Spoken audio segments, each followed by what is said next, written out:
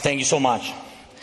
Dear friends, dear Georgia, thank you very much for your kind words, very strong words, for your support. Thank you for warmly hosting this important meeting for Ukraine, for Ukrainians.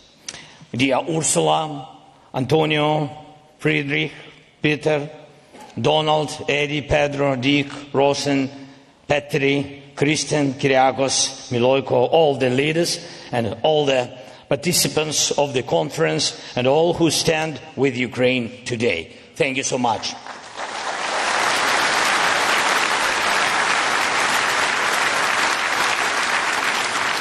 Thank you all for your attention to Ukraine, to the needs of our people, first of all, and to our shared responsibility to do everything necessary to protect life. Russia has also prepared for this meeting. Just last night they launched another massive attack on Ukraine, mainly targeting our capital, Kyiv. The attack involved Russian, Iranian Shahid drones. These drones have been heavily upgraded to cause more destruction and to be harder to shoot down. Ukrainians now face attacks by hundreds of these drones every single night. And this is pure terrorism. The night before last, they launched over 700 drones and missiles. Last night, nearly 400. And they try to do this as often as possible. And this is exactly what Putin wants, for our people to suffer, to flee Ukraine, and for homes, schools, for life itself to be destroyed everywhere, not just near the front lines.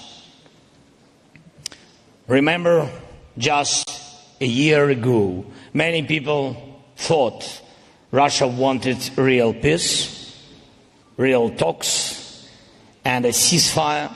Moscow was sending those signals, and it was all part of their propaganda, trying to say that Ukraine didn't want peace. But we said back then there must be pressure on Russia because it was not preparing for peace. And now everyone sees that Putin has rejected every peace proposal and is escalating the violence. Just last night, in Kyiv alone, sadly, 2 people were killed and 16 were injured. A medical lab was completely destroyed, residential buildings, a shopping center, a veterinary clinic, and basic city infrastructure were all damaged. And that was with many of the drones and missiles being shut down. Still, some made it through. And this is what we must focus on first. We must stop Russian drones and missiles. And this means more air defense supplies and more investments in interceptor drones, air defense systems, and of course missiles. And I urge all our partners, increase your investments. When Russia increases its attacks, we cannot have a shortage of funding for drone production. More than 30 countries and hundreds of companies are represented at the conference today.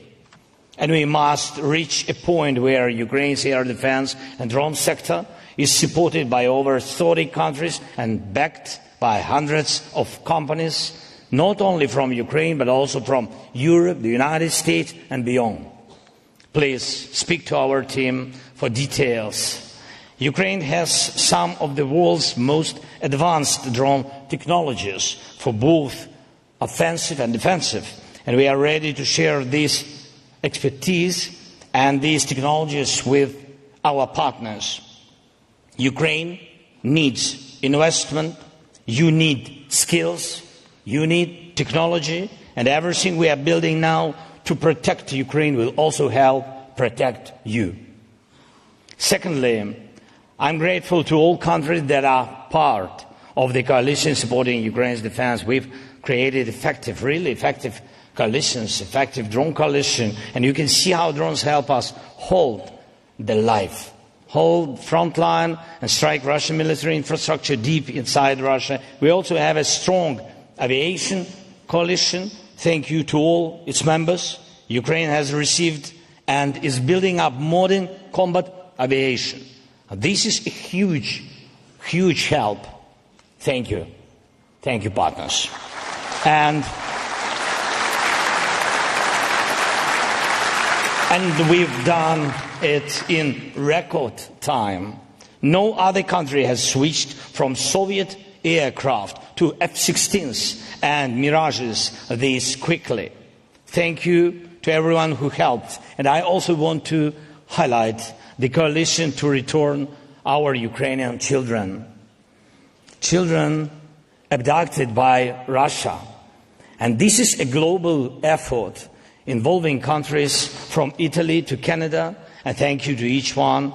Just yesterday I spoke with Pope Leo about how the Vatican can support this work, and it already is.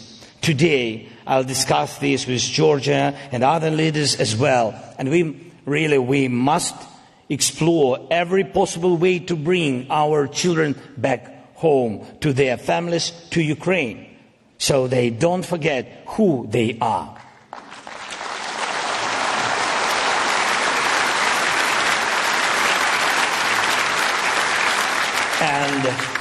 And where they come from, and so they are not used against Ukraine in war or sabotage when they grow up. This is a very serious threat, and we must stand against it together. Just like these coalitions are working, we now need to build a coalition for recovery. Let this be the moment we start it. We know what Russia has destroyed, and we know what it will take to rebuild Ukraine, Ukrainian people, our lives. A systematic approach is needed, a coalition with clear leadership, countries and companies that can lead and bring others with them. And we also need a clear recovery plan. Think of the role the Marshall Plan played in rebuilding and transforming Europe. That's why Europe has enjoyed peace and economic growth for so many decades. And now we have real opportunity to spark a new wave of progress. We need a Marshall Plan style approach, and we should develop it together. Rebuilding Ukraine is not just about our country. It's also about your countries, your companies, your technology, your jobs. The way we rebuild our country can also modernize your infrastructure and industries. And I ask you to support the Recovery Coalition and help define specific financing mechanisms. We must clearly agree that frozen Russian assets should go toward Ukraine's recovery.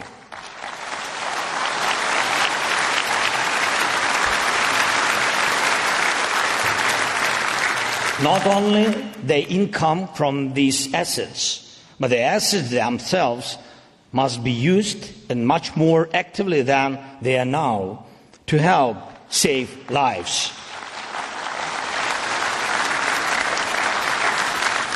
And we also need a clear system for reconstruction, a special recovery fund, and financing at different levels for Ukraine's national budget and for local communities. And we are very, very open to working with any business that can support our strengths, production, logistics, and of course, rebuilding.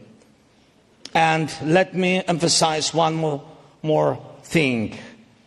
In this joint recovery project, we will only welcome true partners. Those who are not helping Russia continuing this war.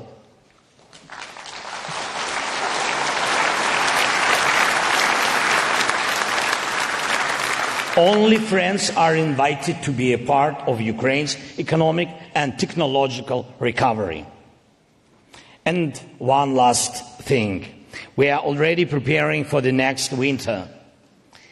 And we've already gone through 3 winters during this full-scale war. And of course, first of all, thank you to everyone who helped us then. Thank you. And we need to keep working together to get through the next winter as well. And this can only be done as a shared task. And let's use this conference to move forward with that. I thank Norway for already, by the way, supporting us. Thank you to the Netherlands for your help. Thanks Germany. Thanks Ursula, Antonio. Thanks so much for the EU's continued support in helping Ukraine face energy challenges, real challenges. And we must keep making sure our people are protected. I also thank Italy, more than 500 companies, Georgia. Thank you so much, and to your team. More than 500 companies are represented here at the conference. Around 200 agreements are ready to be signed with a total value of over 10 billion euros. All of these must be fully implemented. And please, let's also focus on energy. Putin has only 2 real allies: terror and winter. And we must respond to both. Thank you to everyone who is helping. And let today's meetings bring real results that matter to people and are visible in their lives. And every day, all of us must stay focused. All of us must keep up the pressure on Russia. All of us must keep working for defense so that we can bring a real ceasefire as soon as possible. That our drones go to our shared arsenals. That our technologies serve recovery and real life. That we create and start implementing a reliable recovery plan. That our children and our people return home to Ukraine. Let's do everything we can.